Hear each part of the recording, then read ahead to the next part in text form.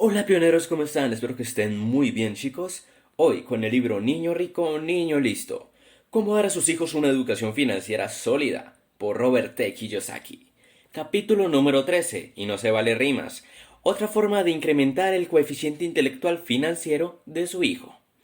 En junio del año 2000, un reportero local de Phoenix, Arizona, estaba entrevistándome.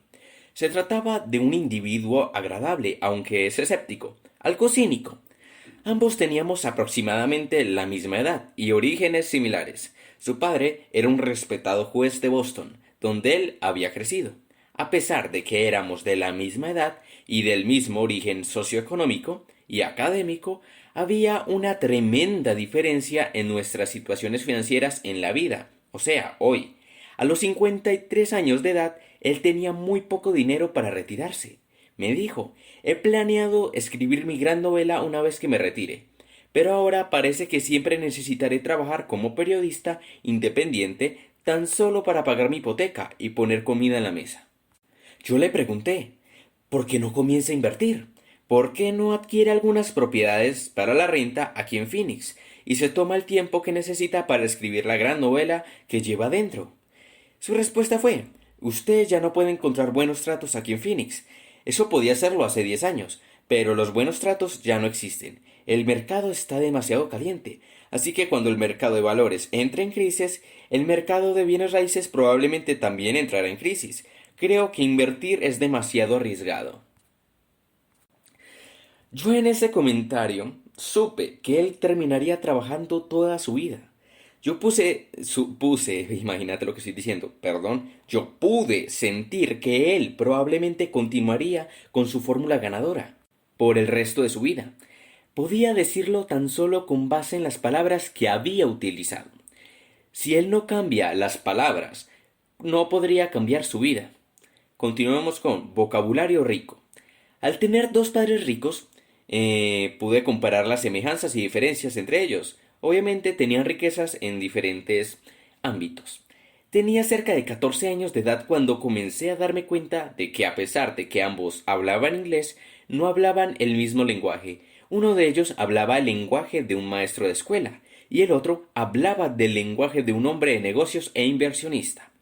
Ambos hablaban inglés, pero lo que decían era muy diferente. Yo presto atención cuidadosamente al vocabulario de una persona. Tan solo con escuchar sus palabras puedo aprender mucho acerca de la gente. Por ejemplo, tengo un amigo a quien realmente le gustan los deportes. Él y yo podemos tener una gran conversación cuando hablemos de deportes. Sin embargo, si le pregunto cuál es la proporción entre la deuda y el valor patrimonial de su casa, sus ojos se ponen vidriosos, a pesar de que se trata de una pregunta sencilla. Si yo le planteara la misma pregunta de forma diferente, él me comprendería mejor. En vez de preguntarle acerca de la proporción entre la deuda y el valor, no podría preguntar ¿cuánto debes por tu casa y cuánto consideras que vale tu casa?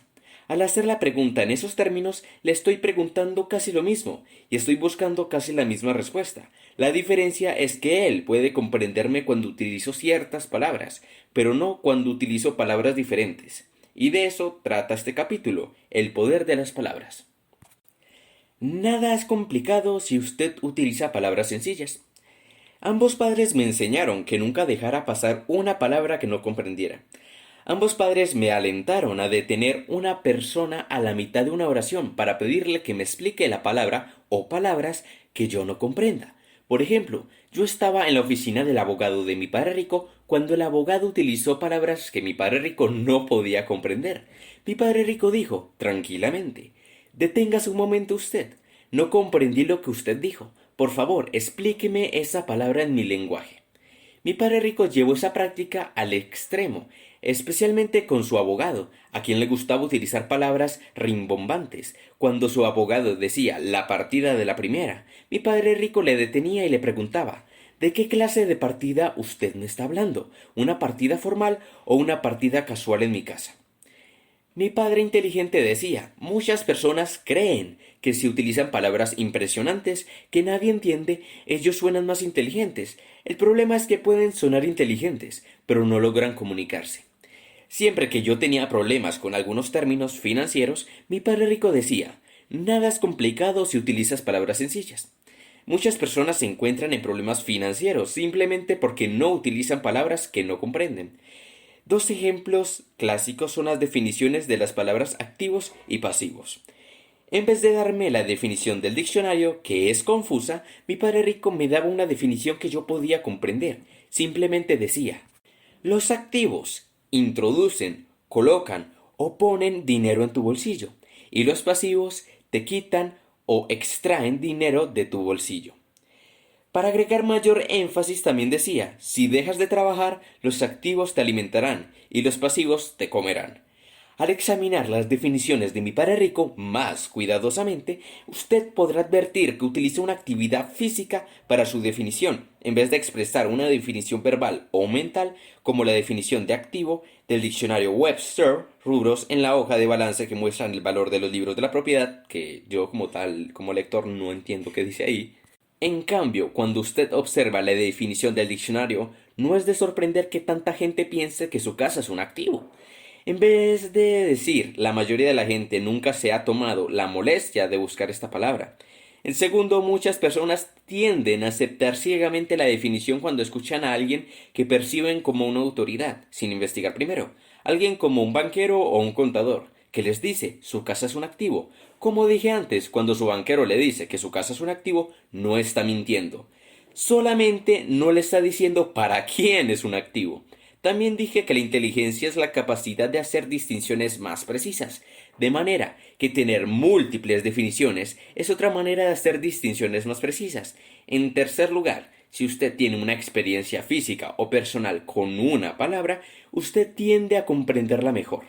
Cuando usted observe la pirámide del aprendizaje en la siguiente página, comenzará a comprender por qué tanta gente acepta ciegamente solo las definiciones mentales de las palabras.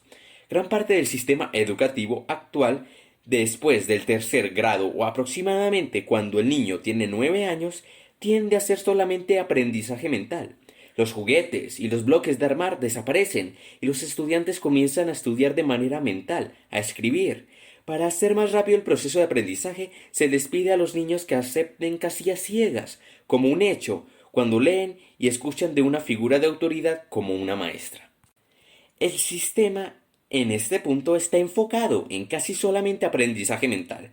Emocionalmente el niño aprende a tener miedo de cometer errores y miedo a cuestionar o desafiar lo que le dicen. El aprendizaje físico, excepto por el arte y la educación física en el gimnasio o en el campo de atletismo, es casi inexistente. Los niños que son estudiantes verbalingüísticos tienen un buen desempeño, pero los niños que aprenden por medios físicos o que tienen mayor inclinación artística se quedan rezagados. En esta etapa frecuentemente se les pide a los niños que acepten conceptos mentales como hechos sin una prueba física. Esa puede ser la razón por la que un banquero le dice su casa es un activo. La mayoría de las personas simplemente asiente y acepta esa declaración como un hecho sin una prueba física. Después de todo, esa es la manera en que nos enseñan a aprender después de cumplir 9 años de edad. Bueno, como dijeron en la anterior página, que nos iban a representar la pirámide del aprendizaje, como esto es un audiolibro y no se las puedo presentar. Bueno, les voy a describir la pirámide. La pirámide es un rombo, como una cometa. En cada uno de sus vértices tiene una esfera y en cada una de esas esferas tiene un elemento. En una tiene aire, en la siguiente tiene agua, en la siguiente tiene fuego, en la siguiente tiene tierra. El poder de los nombres y los verbos.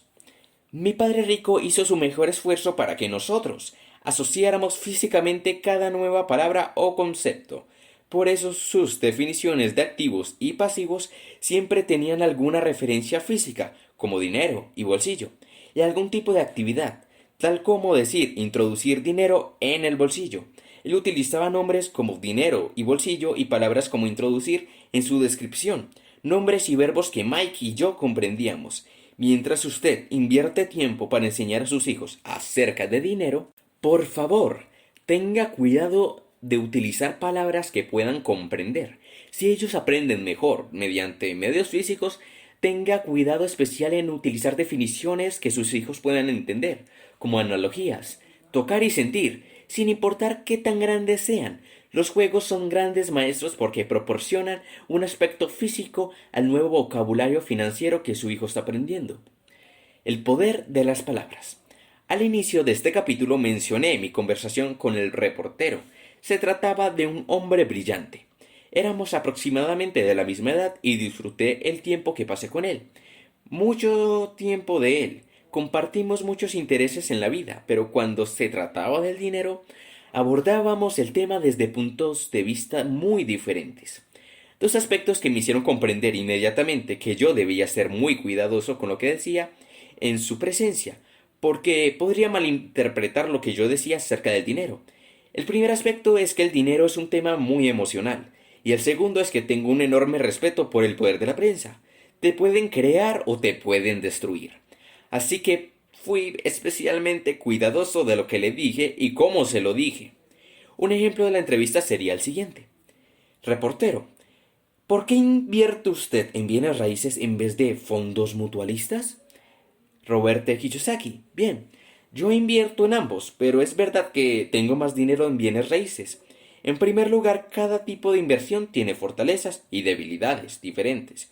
Una de las fortalezas que me gusta de los bienes raíces es que me dan un control más grande cuando pago mis impuestos. Reportero, ¿está usted diciendo que la gente debe evitar el pago de impuestos? ¿No es eso ligeramente riesgoso? Roberto Kiyosaki, yo nunca dije evitar, dije que los bienes raíces me dan mayor control sobre mis impuestos.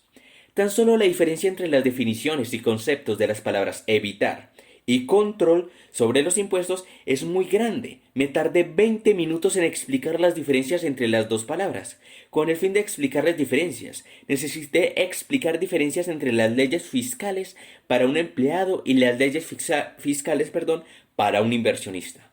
También tuve que explicar las diferencias entre las leyes fiscales de los fondos mutualistas y las leyes fiscales de los bienes raíces. La esencia del problema de comunicación era el hecho de que, como empleado, él tenía muy poco control sobre sus impuestos. Dado que tenía muy poco control, la palabra evitar sonaba como evadir, y muchos de nosotros sabemos que la evasión de impuestos es ilegal.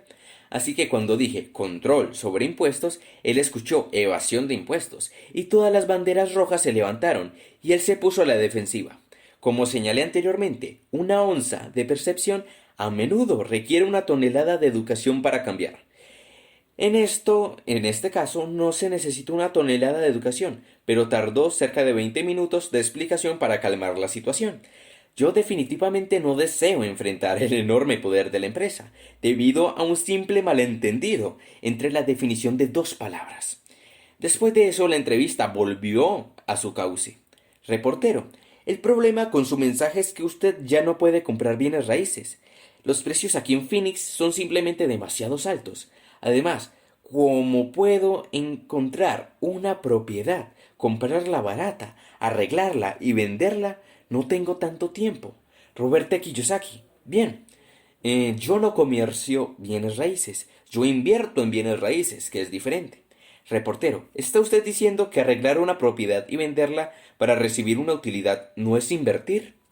Roberto Kiyosaki. Bien, de acuerdo con la definición más amplia de invertir, creo que usted podría decir que comprar y vender bienes raíces es invertir.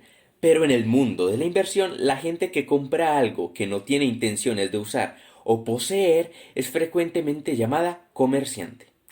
Ellos compran para vender. Un inversionista generalmente compra para conservar y utilizar el activo con fines de obtener un flujo de efectivo y ganancias sobre el capital. Se trata solo de una distinción más precisa. Reportero, ¿pero no tiene usted que vender su propiedad para obtener sus ganancias sobre el capital? Roberto Kiyosaki, no. Un verdadero inversionista hará su mejor esfuerzo para obtener sus ganancias sobre el capital sin vender o comerciar con la propiedad.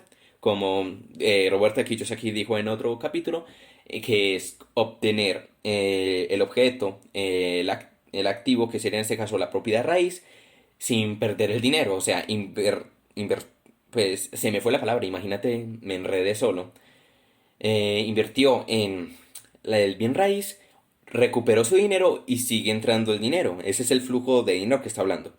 Verá, El primer objetivo de un inversionista es comprar, conservar, comprar y conservar. El principal objetivo de un verdadero inversionista es incrementar sus activos, no venderlos. Puede venderlos, pero en este caso no será su principal objetivo. En la mente de un verdadero inversionista toma mucho tiempo encontrar una buena inversión, así que prefiere comprar y conservar. Un comerciante compra y vende, con la esperanza de incrementar su base de efectivo en cada ocasión. Un inversionista compra para conservar y un comerciante compra para vender. El reportero se sentó un rato, sacudiendo su cabeza. Finalmente dijo, suena como mucha palabrería para mí. Yo me sentía muy mal porque me estaba adentrando en áreas de discusión que debí haber evitado, o simplemente utilizar buenas palabras o palabras sencillas, pero podía darme cuenta de que no lo estaba haciendo bien. A pesar de mi intento de hacer distinciones más precisas, podía darme cuenta de que solo estaba haciendo que las cosas fueran más confusas. Entonces volvió la entrevista y me formuló la siguiente pregunta. Reportero, ¿está usted diciendo que no busca propiedades inmobiliarias en mal estado que usted pueda arreglar y vender para obtener una ganancia? Roberto Kiyosaki. Es posible que busque esas propiedades, especialmente si puedo comprarlas y conservarlas, pero la respuesta es no. No necesariamente busco propiedades en mal estado que necesiten ser reparadas. Reportero, ¿qué busca usted? Roberto Kiyosaki. En primer lugar, generalmente busco un vendedor motivado. La gente a menudo necesita vender rápidamente, de manera que están dispuestos a negociar un buen precio. O bien, acudo a los bancos en busca de propiedades en estado de liquidación. Reportero, parece que usted está buscando aprovecharse de personas que están en problemas. Eso no parece justo. Roberto Kiyosaki. Bien. En primer lugar, la persona necesita vender. Él o ella están encantados de tener un comprador interesado. Y en segundo lugar, ¿no ha querido usted alguna vez deshacerse de algo que ya no necesita y se ha contentado con recibir dinero a cambio? Reportero, bien, me parece que usted está en busca de personas de las que pueda aprovecharse. De no ser así, ¿por qué comprar en liquidación? ¿No ocurre que la razón de que alguien esté en liquidación es que atraviesa por una mala época? Roberto Kiyosaki, bien, puedo ver por qué lo que usted está diciendo de esta manera y desde su punto de vista tiene usted razón. Pero el otro lado de la moneda es que el banco fue el quien hizo la liquidación de la persona, porque esa persona no cumplió con su acuerdo con el banco. Yo no los liquido, el banco lo hace. Reportero. Muy bien, comprendo lo que usted dice, pero todavía pienso que se trata de otro caso de que un rico saca provecho del pobre y del débil. Así que después de encontrar a un vendedor motivado o una liquidación bancaria, ¿qué más busca usted? Roberto Kiyosaki. Bien.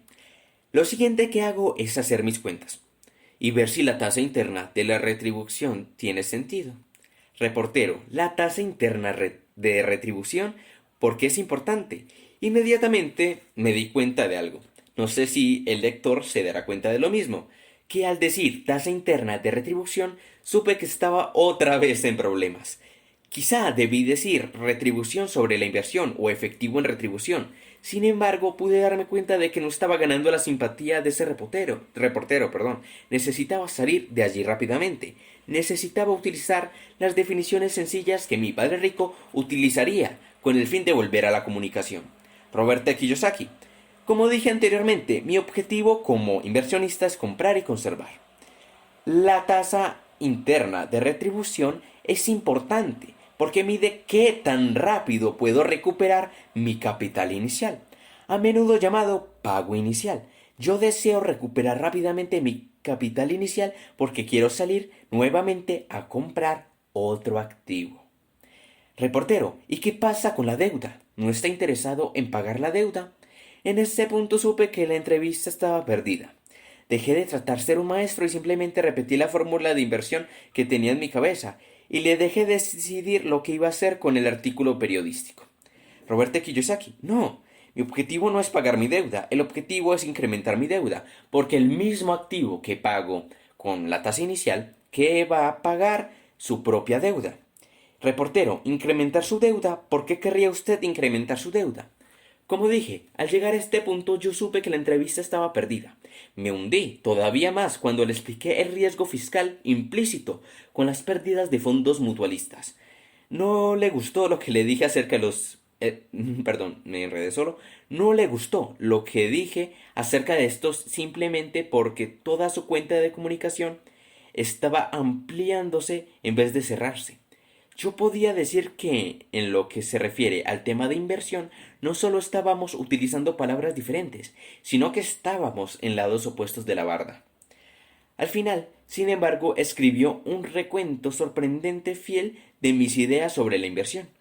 A pesar de que no necesariamente estaba de acuerdo con ellas, incluso me envió una copia del artículo para mi aprobación antes de enviarlo a prensa. Le envié una carta de agradecimiento para su objetividad, así como mi aprobación por el artículo. El artículo estaba tan bien escrito que yo podía tener cambios que hacer. Sin embargo, él me llamó más tarde para decirme que su editor no editaría el artículo por razones inexplicables. ¿Por qué no se necesita dinero para ganar dinero? A menudo me preguntan, ¿se necesita dinero para ganar dinero? O con el viejo refrán, el dinero trae más dinero. Y mi respuesta estándar es no. El dinero es solo una idea. Y las ideas se definen mediante palabras. Así que mientras más cuidadoso sea el vocabulario que usted use, mejores probabilidades tendrá de mejorar su situación financiera. Recuerdo haber escuchado al Dr. Rock Buckminster Fuller, perdón si no pronuncié bien el nombre, en los años 80, durante una de las clases, Bucky comenzó a hablar acerca del poder de las palabras. Las palabras son las herramientas más poderosas jamás inventadas por los seres humanos. Al ser un estudiante que reprobó inglés en la preparatoria, yo tenía una mala impresión sobre el tema de las palabras hasta que escuché este gran hombre hablando sobre su poder. Fue su plática lo que me ayudó a darme cuenta de la diferencia entre mi padre rico y mi padre pobre, porque comenzaban con la diferencia entre sus palabras. Como dije anteriormente, mi padre verdadero tenía el vocabulario de un maestro de escuela, y mi padre rico tenía el vocabulario de una persona del ámbito de los negocios y de la inversión. El primer paso para volverse rico. Cuando las personas me preguntan qué pueden hacer para comenzar a mejorar su posición financiera en la vida, les digo, el primer paso para volverse rico es agregar palabras financieras a su vocabulario. En otras palabras, si ustedes quieren ser ricos, comiencen a enriquecer su vocabulario. También les informo que la lengua inglesa está compuesta por 2 millones de palabras y que la persona promedio domina solo 5.000 palabras. A continuación les digo, si verdaderamente quieren convertirse en ricos, fijen una meta de aprender 1.000 palabras financieras y serán mucho más ricos que la gente que no utiliza las mismas palabras. A continuación, los prevengo al agregar que vayan más allá del conocer únicamente la definición mental de las palabras. Mejoren su comprensión al incluir el conocimiento de cada palabra desde el punto de vista mental, emocional, físico y espiritual. Si ustedes tienen el dominio de sus palabras financieras, su confianza en sí mismos mejorará. Termino diciendo, y lo mejor acerca de invertir su tiempo en ello es que las palabras son gratis. Las palabras permiten que la mente vea lo que los ojos no pueden ver. La inteligencia es la capacidad de hacer distinciones más precisas. Las palabras permiten que su mente haga esas distinciones más precisas. Las palabras permiten que su mente vea lo que sus ojos no pueden ver o sus manos palpar. Por ejemplo, existe un mundo de diferencia entre un activo y un pasivo. Pero mucha gente no está consciente de esas diferencias, y el solo hecho de conocer esa diferencia puede influir mucho en el resultado financiero de la vida de una persona. En libros anteriores escribí acerca de las diferencias entre los 3 diferentes tipos de ingreso: ganado, pasivo y portafolio. Nuevamente todos ellos se agrupan bajo la palabra ingreso, pero existe una enorme diferencia entre cada uno de ellos. Cuando usted le dice a su hijo, ve a la escuela, obtén buenas calificaciones y consiga un empleo, le está recomendando a su hijo que trabaje para obtener un ingreso ganado. Un gran problema con el ingreso ganado es que está grabado con los impuestos más altos entre los 3 tipos de ingreso y también le da menos control sobre los impuestos. Mi padre rico me recomendaba trabajar duro para obtener ingreso pasivo, que es principalmente ingresos provenientes de bienes raíces. Es el menos grabado con impuestos de los 3 tipos de ingreso y ofrece al mejor control sobre los impuestos. El ingreso de portafolios es típicamente el de los activos de papel y es en ocasiones el segundo mejor tipo de ingreso que usted puede recibir. Como quizá puede advertir, la diferencia entre las palabras no es grande, pero la diferencia en el resultado de la boleta de calificaciones financiera de una persona es impresionante. El ingreso de los ricos. Cuando usted observa los estados financieros de una persona, es fácil advertir qué tipo de ingreso considera esa persona que es importante. La siguiente ilustración corresponde a los estados financieros de Cash Flow 101. Damas y caballeros, como tal, esto es una hoja grande, así que me voy a demorar un poquito en representársela si tienen una hojita a la mano, porque me imagino que en otros capítulos próximos se va a repetir esto mismo, como la pirámide del aprendizaje. Así que se los voy a escribir, ahí van a trabajar la imaginación. Pasivo y portafolio. Papá Rico me enseñó que estas áreas eran importantes si quería ser rico. Salario. Papá pobre pensaba que esta área de su declaración de impuestos era importante. Continuamos con otros dos recuadros, que es profesión y jugador. Meta, salir de la carrera de la rata y pasar a la pista rápida al crear su propio ingreso pasivo, que sea más grande que sus gastos totales. Luego continuamos con declaración de ingresos, salario, intereses y dividendos. Luego continuamos con bienes raíces, flujo de efectivo, negocio y flujo de efectivo.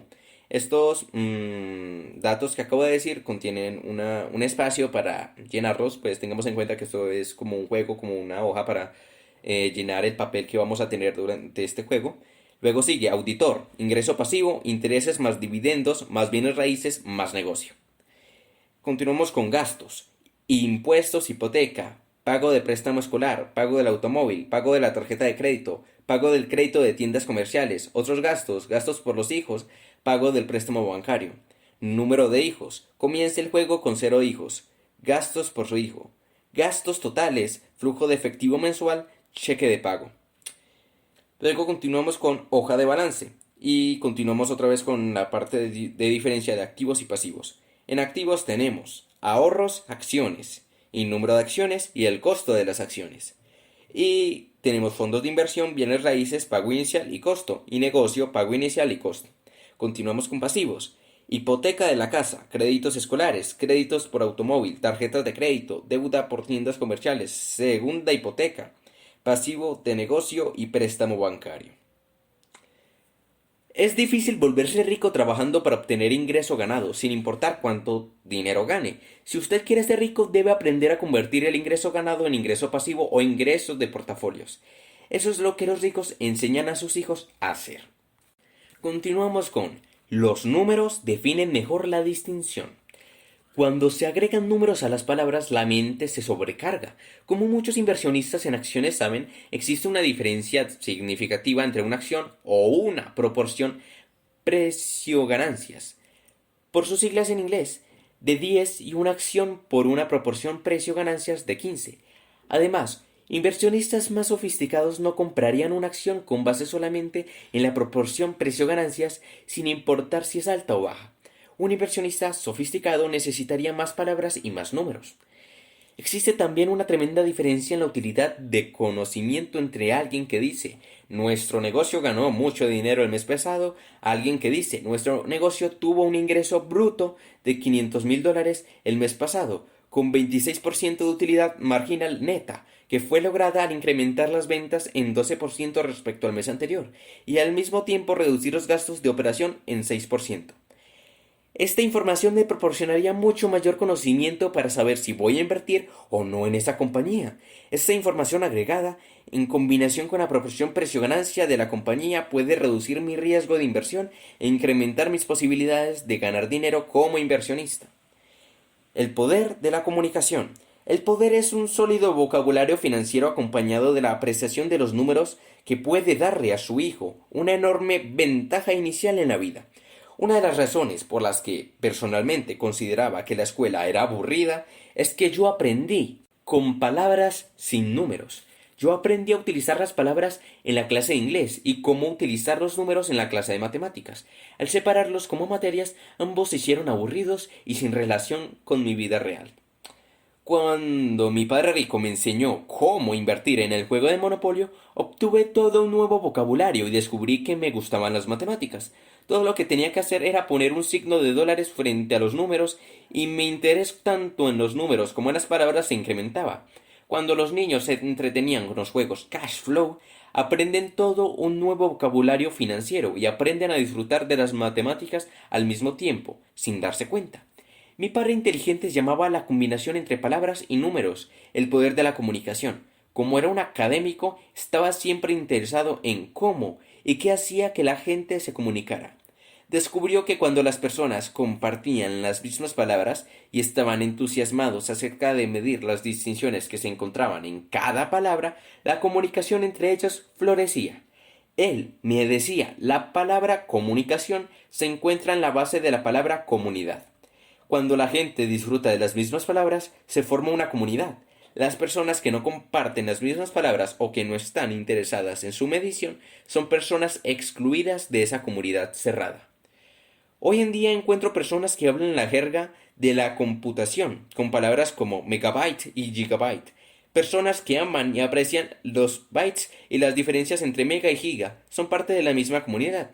Si a usted no le gustan esas palabras o no aprecia las diferencias, usted no forma parte de esa comunidad. Y si ese es el poder de las palabras y los números, pueden incluirse o excluirse. Una manera de darles una ventaja financiera inicial a sus hijos consiste en comenzar a enseñarles las palabras del dinero y una apreciación por la medición de las diferencias. Si usted lo hace, ellos tienen una mejor oportunidad de ser incluidos en la comunidad de las personas sofisticadas desde el punto de vista financiero. Si ellos no poseen las palabras y la apreciación por la mediación de las palabras, pueden ser excluidos de la misma comunidad. Recuerde las palabras de mi padre rico. Existe una diferencia muy grande entre un pasivo y un activo, a pesar de que son simplemente dos palabras. Si usted no ve diferencia entre esas dos palabras, la diferencia aparecerá en sus estados financieros y en qué tan duro trabajará usted toda su vida. Yo digo, asegúrese de que su hijo conozca la diferencia entre activo y pasivo, y su hijo tendrá una ventaja inicial muy grande en la vida. Bueno chicos, acabamos el capítulo número 13, no se vale rima, y sin nada más que decirles chicos, muchísimas gracias por haberme acompañado en este capítulo, nos vemos en el capítulo 14 que pronto lo subiré, y hasta la vista pioneros.